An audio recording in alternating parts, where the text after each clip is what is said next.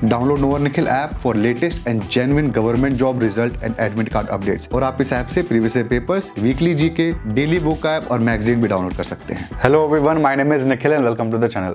आज का ये वीडियो बहुत ही ज्यादा स्पेशल है।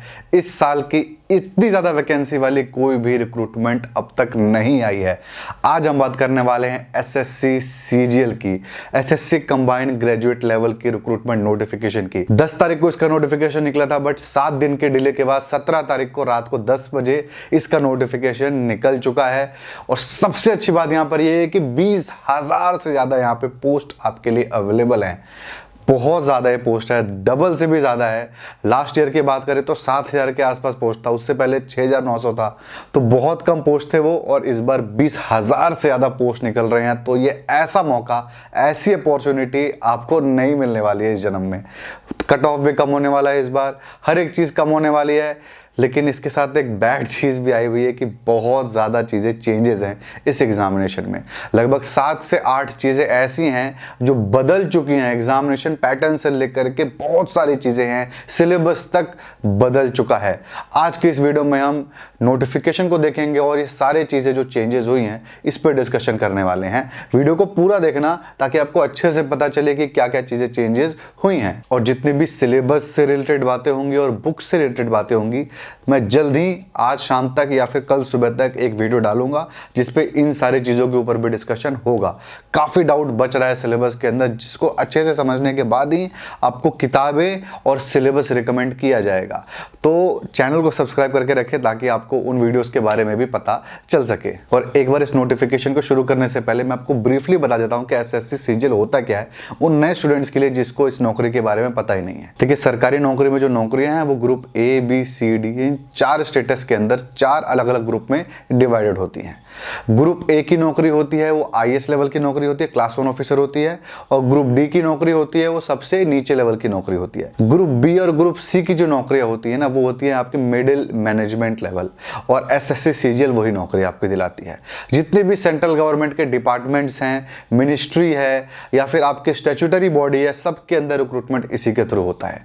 चाहे आप जीएसटी के डिपार्टमेंट में जा रहे हो या फिर आप रेलवे मिनिस्ट्री के अंदर जा रहे हो या फिर डिफेंस मिनिस्ट्री के अंदर जा रहे हो, सेक्शन ऑफिसर की रिक्रूटमेंट हो या फिर क्लर्क की, वो इसी नौकरी के थ्रू होती है। ठीक है, तो मिडिल मैनेजमेंट लेवल की सेंट्रल गवर्नमेंट में इस देश की सबसे बड़ी नौकरी है। तो एसएससी जैसी इतनी बड़े लेवल की नौकरियां या फिर किसी भी तरीके की सरकारी नौकरी क्यों ना हो, एक चीज बहुत ज्यादा जरूरी होती है, वो है मॉक टेस्ट। मॉक टेस्ट के बिना आप किसी भी सरकारी नौकरी को क्रैक नहीं कर सकते हो, ये चीज प्रूवन है, क्योंकि कंपटीशन ही इतना हैवी है। तो यहां पर जो मैं आपको मॉक टेस्ट रिकमेंड करने वाला हूं इस एग्जामिनेशन के लिए, वो है टेक्स्ट बुक पास। टेक्स्ट बुक पास बेहतरीन है और इसके अंदर एक सेल भी अभी चल रही है। सबसे पहले टेक्स्ट बुक पास के बारे में समझिए। तो टेक्स्ट बुक पास एक ऐसा पास है जो कि जितनी भी हमारे देश में सरकारी नौकरियां निकल चुकी हैं, निकल रही हैं, निकलने वाली हैं, सबके सब इसके अंदर कवर्ड हैं, सबके मॉक टेस्ट। यहाँ पे आपको 580 से ज्यादा एग्जामिनेशंस कवर्ड होंगे। 13.5 लाख से ज्यादा स्टूडेंट पहले से टेक्स्ट बुक पास यूज कर रहे हैं, एक्टिव यूजर्स हैं। 7,000 से ज्यादा पिछले साल के आपके पेपर्स अवेलेबल हैं। 12 से ज्यादा भाषाओं में 2.5 करोड़ से ज्यादा टेस्ट अटेम्प्ट हो चुका है और 45,000 से ज्यादा इसके अंदर मॉक टेस्ट अवेलेबल है अलग अलग एग्जामिनेशंस का। इससे बेस्ट और इससे सस्ता तो मॉक टेस्ट है ही नहीं पूरे के पूरे कंट्री में। तो जो सेल की बात मैं कर रहा हूं वो 16 सितंबर से लेकर के 19 सितंबर तक की सेल है। 1 साल तक के लिए किसी भी एग्जामिनेशन के लिए जो टेक्स्ट बुक पास आप परचेस करते हो तो वो 375 रुपीज में अवेलेबल है। इसके ऊपर भी आपको 10% का और डिस्काउंट मिल जाएगा अगर आप मेरा कूपन कोड यूज करोगे NIKHIL निखिल। लिंक मैं डिस्क्रिप्शन में आपको दे चुका हूं, लिंक पे क्लिक करिए, मेरा कूपन कोड यूज करके डिस्काउंट लीजिए, टेक्स्ट बुक पास परचेस करिए और किसी भी सरकारी नौकरी का मॉक टेस्ट दीजिए पूरे 1 साल तक। तो चलिए अब हम हमारे एसएससी सीजीएल के नोटिफिकेशन के ऊपर आ जाते हैं। सबसे पहले बात कर लेते हैं डेट की बात करूं तो 17 सितंबर से इसका फॉर्म भरना शुरू हो चुका है। 8 अक्टूबर इस फॉर्म को भरने का आखिरी डेट है और इसकी फी पेमेंट करने का आखिरी डेट 9 अक्टूबर यानी 1 दिन और दे दिया गया है। और अगर आप ऑफलाइन पेमेंट करते हो तो 10 अक्टूबर 2022 इसका आखिरी डेट होगा। अगर आपसे कोई गलती हो जाती है फॉर्म को भरते वक्त तो 12 अक्टूबर को ये फॉर्म एक बार और खुलेगा, सिर्फ 1 दिन के लिए, 13 अक्टूबर तक के लिए, और आप वहां पे अपनी गलतियां सुधार सकते हो, लेकिन एक फीस देने के बाद, एक पेमेंट करने के बाद। इसके अलावा जो इसका प्रीलिम्स एग्जामिनेशन है, टायर 1 एग्जामिनेशन, वो दिसंबर 2022 में होगा। इसके अलावा डेट्स की और कोई इंफॉर्मेशन नहीं दी गई है। तो ये हो गई डेट्स की डिटेल। एक चीज आप ध्यान से सुनना, फॉर्म अभी तुरंत मत भरना, नोटिफिकेशन को पहले अच्छे से पढ़ो या फिर ये वीडियो को पूरा देखो। 1-2 दिन के बाद ही फॉर्म को भरना, ताकि जो भी डाउट्स चल रहे होंगे मार्केट में वो क्लियर हो जाएंगे आपके, ठीक है। तो 1-2 दिन के बाद से फॉर्म भरना स्टार्ट करना, लास्ट तक मत रुकना, उससे पहले ही आप फॉर्म को जरूर भर देना। योग्य डेट के बाद अब हम आ जाते हैं एप्लीकेशन फीस की बात करें तो जनरल, ओबीसी और ईडब्ल्यूएस के जितने भी मेल कैंडिडेट हैं, लड़के कैंडिडेट हैं, उनके लिए 100 रुपये एप्लीकेशन फीस है। किसी भी कैटेगरी की फीमेल कैंडिडेट है उनके लिए 0 रुपीज़ एप्लीकेशन फीस है, एग्जम्प्टेड है। SC ST physically handicapped student के लिए भी 0 रुपीज़ एप्लीकेशन फीस है, ठीक है। तो हमने फीस देख ली, अब हम पोस्ट और वैकेंसी के ऊपर आ जाते हैं। यहाँ ध्यान से सुनिएगा कि ये ऐसी नौकरी है जिसकी पोस्टिंग पूरे के पूरे देश में कहीं पे भी हो सकती है, क्योंकि सेंट्रल गवर्नमेंट की नौकरी है। तो जब आप अप्लाई कर रहे होगे तो आप पूरे देश में कहीं के भी नागरिक हो अप्लाई आप कर सकते हो, कोई भी डोमिसाइल की रिक्वायरमेंट नहीं होती है। जितने भी अगर मिनिस्ट्री की आप नौकरी पकड़ोगे उनकी पोस्टिंग दिल्ली में ही ज़्यादातर होगी। जैसे कि अगर आपने डिफेंस मिनिस्ट्री की नौकरी पकड़ी है तो पोस्टिंग आपकी असिस्टेंट की जॉब है डिफेंस मिनिस्ट्री में, तो डिफेंस मिनिस्ट्री दिल्ली में है, वहीं पर आपकी नौकरी रहेगी। आपको समझ में आया? तो पोस्ट अप्लाई करते वक्त ये चीज़ ध्यान से सुनिएगा कि जहां पर भी आप अप्लाई कर रहे होगे उसकी पोस्टिंग कैसी होगी। अगर आप इनकम टैक्स में अप्लाई करते हो, एग्जामिनर की पोस्ट पे अप्लाई करते हो, ये सारी की सारी नौकरियों के अंदर आपको ऑल इंडिया पोस्टिंग मिलेगी। कोई भी कोस्टल एरिया में आपको पोस्टिंग कर सकते हैं, कोई भी एयरपोर्ट पे आपको पोस्टिंग कर सकते हैं, तो अलग अलग जगह पे हो सकती है, कोलकाता में हो सकता है दिल्ली हो जाए, तो इस हिसाब से आपकी पोस्टिंग होगी। आपको पोस्टिंग का कॉन्सेप्ट समझ में आया? अकाउंट्स वाली जितनी भी इसके अंदर नौकरियां हैं वो सारी की सारी नौकरियां पूरे के पूरे देश में अवेलेबल है, हर एक राज्य में अवेलेबल है। मोस्टली जितने भी असिस्टेंट हैं आपकी सेंट्रल गवर्नमेंट के मिनिस्ट्री के अंदर वो ही दिल्ली के अंदर मिलेंगी। बाकी सारी नौकरियां ऑलमोस्ट हर एक शहर में आपको पोस्टिंग मिलने के चांसेस होंगे। तो ये हो गया आपको पोस्ट अप्लाई करने का हिसाब। और यहाँ पर मैं आपको बता दूं कि 20,000 टेंटेटिव पोस्ट है, मतलब ये कहा गया है कि 20,000 पोस्ट तो है ही, इससे ज्यादा भी हो सकता है। तो 20,000 प्लस आपकी टोटल रिक्रूटमेंट की यहाँ पे नोटिफिकेशन रिलीज कर दी गई है। 40 तक के पोस्ट होते हैं, 38-40 जो होते हैं, इतने पोस्ट की रिक्रूटमेंट होती है SSC सीजीएल के थ्रू। तो ये 38 पोस्ट के अंदर डिवाइड होंगे सारे के सारे 20,000 सीटें। तो अभी नहीं बताया गया है कि भाई कितने में कौन सी पोस्ट के अंदर कितनी सीट्स होंगी, कितनी वैकेंसीज होगी, तो उसके बारे में डिस्कशन हम कर ही नहीं सकते हैं। और आपको जो फॉर्म भर रहे होगे मैं आपको कट ऑफ बताऊंगा थोड़ी देर में, वहां पर आपको समझ में आ जाएगा कि किस हिसाब से आपको चीजें करनी है, ठीक है। तो ये हो गई हमारी सारी पोस्ट की बात। अब हम आ जाते हैं हमारे एलिजिबिलिटी क्राइटेरिया के ऊपर। एलिजिबिलिटी क्राइटेरिया में सबसे पहले एज की बात कर लेते हैं। एज की बात करते वक्त ना मैं थोड़ी सैलरी की भी बात कर लूंगा, बिकॉज एक ऐसा टेबल है जिसके अंदर सैलरी और एज दोनों को इकट्ठे दे दिया गया है, ठीक है। तो आप ध्यान से देखिए, स्क्रीन पे आपको डिस्प्ले होगा कि पे लेवल 8 की नौकरी है सबसे पहले 47,600 से 1,51,000 वाली। ये आपकी 2 पोस्ट आती है पे लेवल 8 के अंदर, असिस्टेंट ऑडिट ऑफिसर और असिस्टेंट अकाउंट ऑफिसर। ये 2 एक ऐसी पोस्ट है जो कि गेजेटेड रैंक है, सिर्फ यही 2 गेजेटेड रैंक है, बाकी सारी की सारी ग्रुप बी या ग्रुप सी की नौकरियां होंगी और group B non gazetted post होंगी। गेजेटेड नॉन गेजेटेड आपको समझ में नहीं आता है तो सर्च करिएगा यूट्यूब पे नोवर निखिल गेजेटेड या नॉन गेजेटेड, आपको मेरा वीडियो मिल जाएगा, इसके ऊपर मैं डिटेल वीडियो बना चुका हूं। बस ये आपको बता दूं कि गेजेटेड होना एक अच्छी बात है, उसमें कोई बुराई नहीं है, तो गेजेटेड पोस्ट अच्छी होती है। तो सिर्फ ये 2 पोस्ट गेजेटेड है। लेवल 8 लेवल 7 ऐसे होगा ना, इसके अंदर क्या होता है कि सैलरी 1 लेवल से लेकर के 16 लेवल तक होती है हमारे कंट्री में। तो लेवल 1 जो है वो सबसे नीचे है, जितनी ऊपर जाएंगे उतनी ऊपर लेवल की नौकरी होगी, उतनी ज्यादा सैलरी के हिसाब से वो ऊपर लेवल की जाएंगी। तो आपको समझ में आया, पहले जो हमारी 2 पोस्ट है वो है लेवल 8 की नौकरी, सबसे ज्यादा सैलरी वाली, इसके अंदर 30 साल तक के लोग अप्लाई कर सकते हैं, ये ग्रुप बी गेजेटेड पोस्ट है। उसके बाद हमारी लेवल 7 की नौकरी है। इस नौकरी के अंदर जितने भी आपको ये दिख रहे हैं ना असिस्टेंट सेक्शन ऑफिसर, इन्हीं को मैं सबसे अच्छी नौकरियां कह रहा था। 3, 4, 5, 6, 7, 8 तक ये सारी की सारी अच्छी नौकरियां हैं। हालांकि सबसे ज्यादा इसके नीचे 10 और 11 पे आपको दिख रहा होगा ना इंस्पेक्टर इनकम टैक्स और इंस्पेक्टर सेंट्रल एक्साइज, या फिर इसके नीचे भी प्रिवेंटिव ऑफिसर और एग्जामिनर। ये 4 पोस्ट ऐसे हैं जो सबसे ज्यादा कट ऑफ इन्हीं का जाता है और सबसे ज्यादा लोग इसी के लिए अप्लाई करते हैं। क्यों करते हैं आपको पता है? क्योंकि घूस ज़्यादा है, इसके अंदर 3 लाख 4 लाख 5 लाख महीने का घूस बन जाता है। इसी वजह से लोग इस पोस्ट को अप्लाई कर रहे होते हैं, ना कि ऊपर की पोस्ट को। इस पोस्ट में हेक्टिक भी है, टेंशन भी, हर चीज़ है, लेकिन घूस की वजह से आप सोच सकते हो क्या मेंटेलिटी है कि इतने ज़्यादा हाई कट ऑफ जाता है इनका। अच्छी पोस्ट की बात करो, सबसे अच्छी नौकरी कौन सी है? तो जितने भी सेक्शन ऑफिसर की नौकरी है इसके अंदर है ना, वो अच्छी है। इंस्पेक्टर एग्जामिनर जो होता है ना, सुपरिटेंडेंट, यानी एक प्रमोशन पे रिटायरमेंट ले रहा होगा, तो आपका असिस्टेंट कमिश्नर, डेप्यूटी कमिश्नर या कमिश्नर भी बन जाएगा, कुछ नहीं बनने वाला, वो IAS होते हैं। एक प्रमोशन में रिटायरमेंट हो जाएगी। बहुत हुआ ना तो यूपीएससी के रिकमेंडेशन के बाद आपको असिस्टेंट कमिश्नर बनाया जाएगा, जो कि ऑलमोस्ट नामुमकिन है। एसएससी वाले को नहीं बनाया जाता है। लेकिन दूसरी तरफ सेक्शन ऑफिसर वाला बंदा डायरेक्टर लेवल तक जा सकता है। तो घूस के चक्कर में आप मत पड़ो, वो बहुत अच्छी नौकरी है असिस्टेंट सेक्शन ऑफिसर की, 4 नौकरियां, उसके लिए आप ज़्यादा जाओ। तो जो ऊपर लेवल 8 की नौकरी है वो आपको इजीली 60-65 से 70 हज़ार के आसपास आपको महीने का दे देंगी, और लेवल 7 की जो नौकरी है ये 55 से 60 हज़ार के आसपास मिल जाएगा। सब कुछ काट फीट के बता रहा हूँ, हाथ में आने वाली सैलरी। तो जितने भी सेक्शन ऑफिसर वाली पोस्ट थी उसमें 20 से 30 साल तक के लोग अप्लाई कर सकते हैं। और मैं आपको जितने भी 9, 10, 11, 12 वाले बताया था, इंस्पेक्टर, इनकम टैक्स, एक्साइज वगैरह के, उसमें भी सारे 30 साल तक के लोग अप्लाई कर सकते हैं। उसके बाद आपका नीचे देखोगे 15, 16, 17 सब इंस्पेक्टर है अलग अलग डिपार्टमेंट्स में। उसमें आप नीचे देखोगे सब इंस्पेक्टर है आपका सीबीआई के अंदर, उसमें भी 30 साल तक के लोग कर सकते हैं। उसके नीचे की पोस्ट में भी 30 साल तक के लोग अप्लाई कर सकते हैं। आपको नीचे देखिएगा लेवल 6, इसके अंदर भी सारे 30 साल तक के लोग अप्लाई कर सकते हैं। और जूनियर स्टैटिस्टिकल ऑफिसर एक पोस्ट है इसके अंदर, इसमें 32 ईयर्स तक के लोग अप्लाई कर सकते हैं। ये लेवल 6 की पोस्ट है। इसकी भी सैलरी आपकी 45 से 50 हज़ार के आसपास बन जाएगी। पे लेवल 5 में आपको जितने भी ऑडिटर हैं, ये ग्रुप सी की पोस्ट यहाँ से हो जाते हैं, सारे ऊपर ग्रुप बी के थे। इसमें 18 से 27 साल तक के लोग अप्लाई कर सकते हैं। इसमें नीचे जितने भी पोस्ट आप लिखी हुई ना लेवल 5 और लेवल 4 की, सब में 18 से 27 साल तक के लोग अप्लाई कर सकते हैं। यूडीसी है, टैक्स असिस्टेंट है, सब इंस्पेक्टर है आपका नारकोटिक्स के अंदर, और जितने भी ऑडिटर है आपका, वो सारे के सारे 18 से 27 साल तक की उम्र की क्राइटेरिया में आएंगे। और सैलरी भी यहाँ पे 35-40 हज़ार के आसपास आपको मिलेगी। ये बात ध्यान रहा है कि आपको नीचे ग्रुप सी की नौकरी दिख रही होगी, है तो नीचे है, ऐसा नहीं है। ग्रुप सी की टॉप नौकरी है, इससे ऊपर कोई नौकरी नहीं होती ग्रुप सी में। प्रमोशन होते ग्रुप बी में पहुंच जाएगा ये, ठीक है। ग्रुप सी की नीचे जो नौकरी होती है वो नौकरी सीएचएसएल की, एसएससी सीएचएसएल एक 12th लेवल की रिक्रूटमेंट है, उसकी सबसे टॉप नौकरी होती है।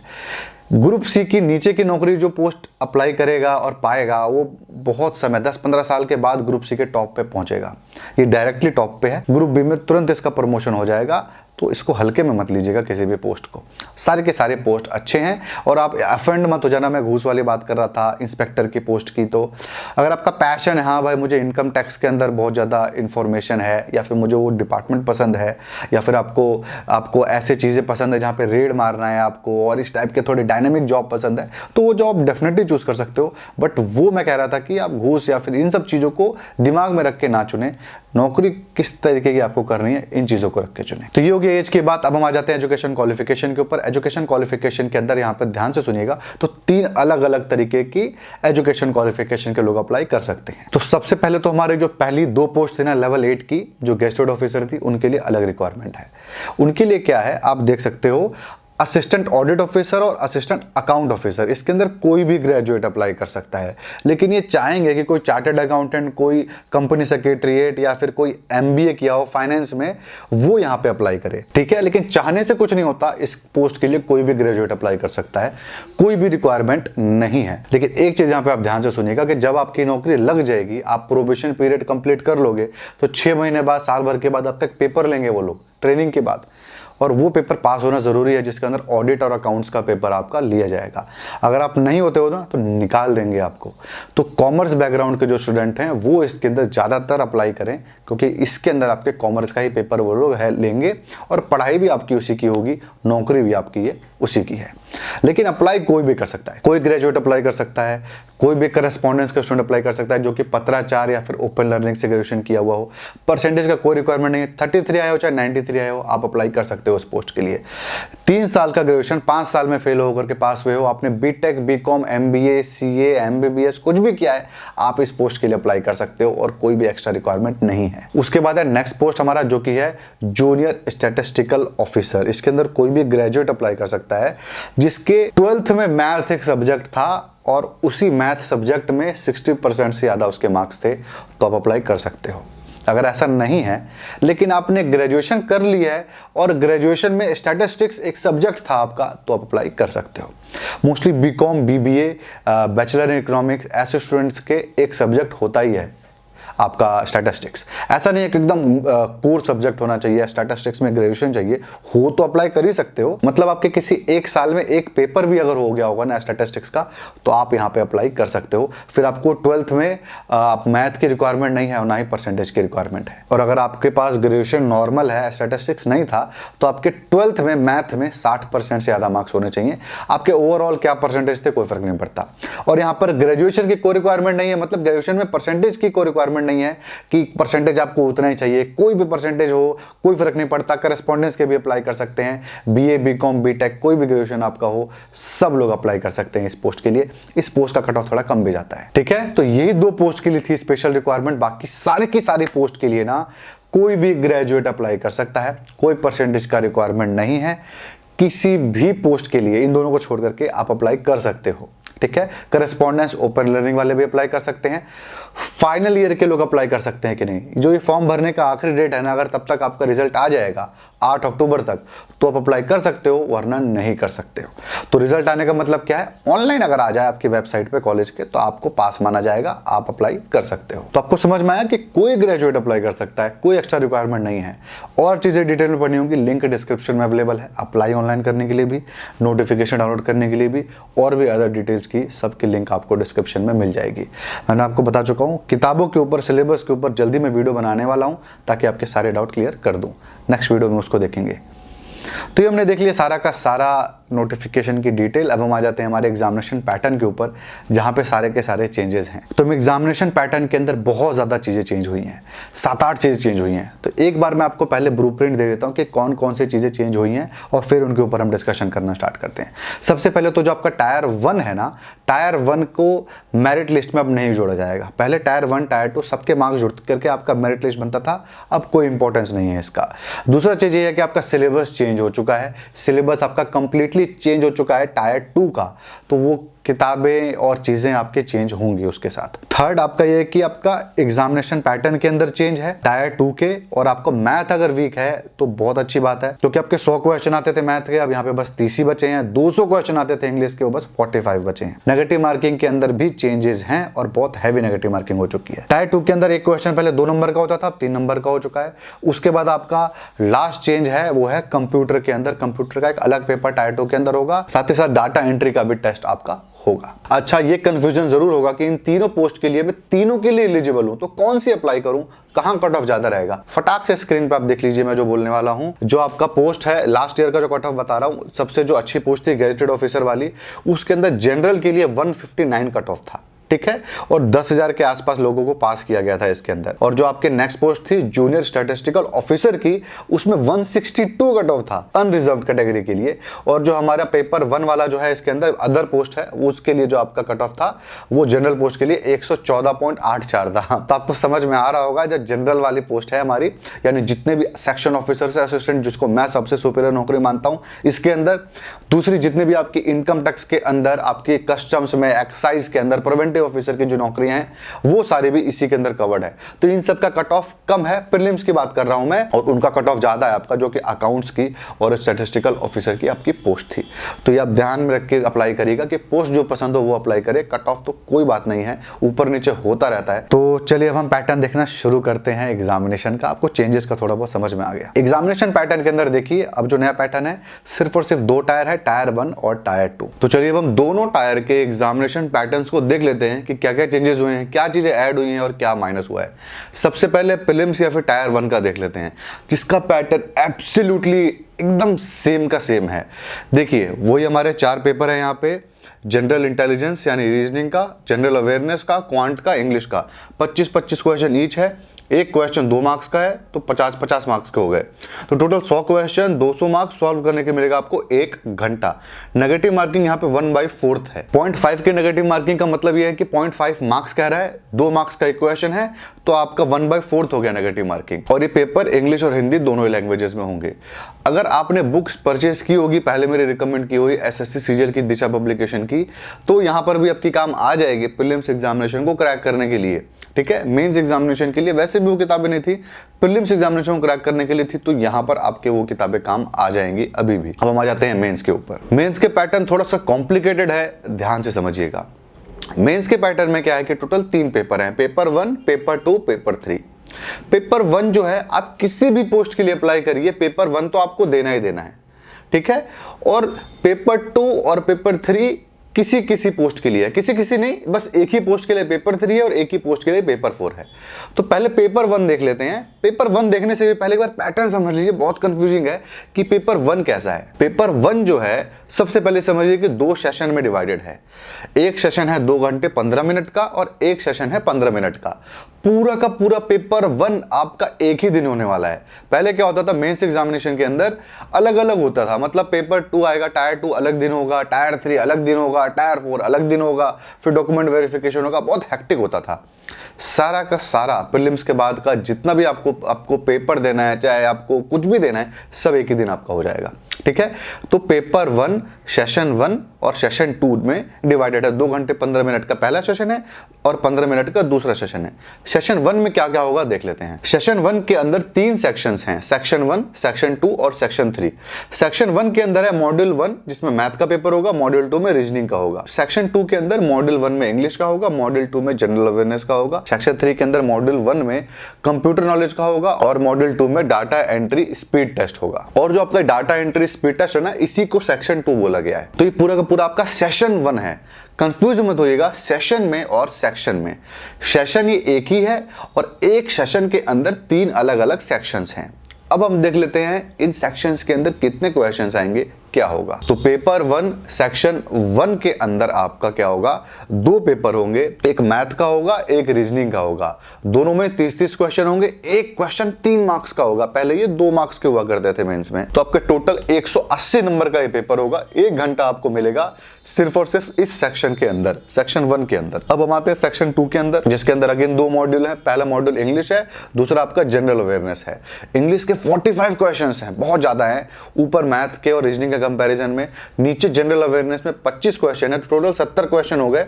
सॉल्व करने के लिए यहां पर भी आपको 1 ही घंटा मिलेगा और एक क्वेश्चन 3 मार्क्स का होगा, तो 210 मार्क्स का हो गया आपका सेक्शन 2। सेक्शन 3 जो है आपका, जिसमें कंप्यूटर नॉलेज को टेस्ट करेंगे, तो इसमें आपको 20 क्वेश्चन होंगे, एक क्वेश्चन 30 मार्क्स के, तो 60 मार्क्स का आपका कंप्यूटर का पेपर हो गया और 15 मिनट आपको टाइम मिलेगा इस सेक्शन को सॉल्व करने के लिए। तो सेक्शन 3 मॉड्यूल 1 आपका कंप्यूटर हो गया, 15 मिनट का पेपर होगा, 60 मार्क्स का। इसके बाद जो सेक्शन 3 का मॉड्यूल 2 है, जिसको सेक्शन 2 भी ये लोग कह रहे हैं, उसके अंदर आपका 15 मिनट का पेपर होगा, डाटा एंट्री स्पीड टेस्ट होगा, जिसके अंदर आपको 15 मिनट दिया जाएगा। 2000 की डिप्रेशंस करने होंगे। आपको सुनने में बड़ा हार्ड लग रहा होगा, बट ये उतना हार्ड है नहीं। यहाँ पे वर्ड्स नहीं है, 2000 वर्ड पर मिनट की, सॉरी 2000 वर्ड पर 15 मिनट की स्पीड नहीं चाहिए यहाँ पे। तो 100 वर्ड्स पर मिनट से भी ज्यादा हो जाएगा।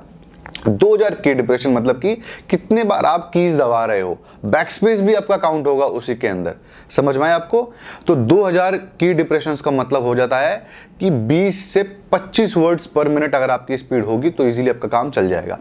याद रखिएगा, जो वर्ड्स होते हैं, एक वर्ड्स के अंदर 4-5 लेटर होते हैं, तो 4 लेटर हो गए या 5 लेटर्स हो गए और एक स्पेस हो गया, तो 6 आपके लेटर्स काउंट होंगे, 6 डिप्रेशंस काउंट होंगे हर एक वर्ड का। अगर आपका 12 लेटर्स का कोई वर्ड है तो 12 लेटर और एक बैक स्पेस आपका, तो ये काउंट हो जाएगा 13 आपके की डिप्रेशंस। तो ये उतना मुश्किल नहीं है और एक क्वालिफाइंग नेचर का है। ध्यान रहे, कंप्यूटर का पेपर जो 15 मिनट का है वो, और ये हमारा डाटा एंट्री, ये दोनों क्वालिफाइंग नेचर का है। मतलब इसकी जो मेरिट लिस्ट बनेगी उसमें इसके मार्क्स नहीं काउंट होंगे, बस आपको पास करना है। आपको मेंस का पैटर्न समझ में आया कि क्या चेंजेस हैं इसके अंदर। पहले मेंस में क्या होता था, 200 क्वेश्चन आते थे इंग्लिश के, 100 क्वेश्चन आते थे मैथ के। इंग्लिश का एक क्वेश्चन 1 मार्क्स का होता था तो 200 मार्क्स का होता था इंग्लिश, और 100 क्वेश्चन मैथ का होता था, एक क्वेश्चन 2 मार्क्स का तो 200 मार्क्स का होता था मैथ। पूरा प्रॉपर आपका 2 घंटे का पेपर होता था, ठीक है। इंग्लिश और क्वांट दोनों ही 4 घंटे का। अब ऐसा है नहीं, 2 घंटे 15 मिनट का तो टोटल पेपर लेने वाले हैं, जिसमें मैथ की वैल्यू घट गई है। मैथ सीधा आपके 30 क्वेश्चन हो चुके हैं, जहां 100 क्वेश्चन आते थे। यानी आपको बहुत बड़ा सिलेबस कवर करने की जरूरत नहीं है। जिसका मैथ आपका अगर वीक था तो आपको फायदा मिलेगा, लेकिन वो स्टूडेंट जिन्होंने मैथ में मेहनत की है एसएससी सीजीएल के लिए, स्पेशली जो एसएससी सीजीएल के लिए, सीडीएस के लिए प्रिपरेशन करते हैं, वो क्वांट बहुत अच्छा कर लेते हैं अपना, उनके लिए बहुत बहुत बड़ा लॉस है। क्योंकि प्रीलिम्स में क्वांट का कोई वैल्यू नहीं है, क्योंकि वो मेरिट लिस्ट में आएगा नहीं, बस पास करना है। और मेंस में क्वांट की वैल्यू हटा दी गई है। 2 बातें यहाँ पर अब आपको ध्यान से सुननी है जो बहुत बड़े चेंजेस हैं। सबसे पहला आपको सुनना है नेगेटिव मार्किंग क्या है। आपको पता है ना 3 मार्क्स का एक क्वेश्चन है, तो नेगेटिव मार्किंग 1 मार्क्स की है, यानी 1/4 नहीं जो प्रीलिम्स में या फिर बाकी एग्जामिनेशन में होता है, 1/3 की यहाँ पे नेगेटिव मार्किंग है 1 मार्क्स की। तो ये बहुत बड़ा बदलाव है कि आप तुक्का मारने वाले स्टूडेंट जो कि तुक्का मार रहे थे वो नहीं मार सकते। हालांकि पहले भी स्टूडेंट तुक्का नहीं मारते थे, मेंस के, प्रीलिम्स वाले मारते हैं। तो यहां पर आपको समझ में आया कि ध्यान से करना है, क्योंकि जो तुक्का नहीं है, जो आप प्रोबेबिलिटी लेके चल रहे थे कि हाँ 30 या 40% प्रोबेबिलिटी है इस क्वेश्चन के, इस ऑप्शन के सही होने की, वो भी आप नहीं कर सकते, क्योंकि 66.66% चांस होंगे गलत होने के। ये पहले के जैसे अब नहीं है। तो काफ़ी ज़्यादा संभल करके आपको करना पड़ेगा, क्योंकि 1 मार्क्स का हो गया है नेगेटिव मार्किंग मेंस के अंदर। पेपर 1 का ये हमारा हो गया, ठीक है। पेपर 2 पेपर 3 देख लेते हैं, इसके बाद और जो छोटे छोटे चेंजेस है उसको डिस्कशन कर लेंगे। पेपर 2 और पेपर 3 बस एक सिंगल पोस्ट के लिए ही है। पेपर 2 जो आपका है वो है जूनियर स्टैटिस्टिकल ऑफिसर जेएसओ वाले पोस्ट के लिए। अगर आप अप्लाई करोगे तो आपका ये पेपर होगा, जिसमें आपका स्टैटिस्टिक्स का पेपर होगा, 100 क्वेश्चन होंगे, एक क्वेश्चन 2 मार्क्स का होगा, 200 मार्क्स का पेपर होगा। पेपर 3 आपका होगा general studies, finance and economics का, ये भी आपका 100 क्वेश्चन होंगे, ये 2 क्वेश्चन 1 मार्क्स का, तो 200 मार्क्स का ये आपका हो गया, और 2 घंटे आपको सॉल्व करने के लिए यहाँ पर मिलेंगे।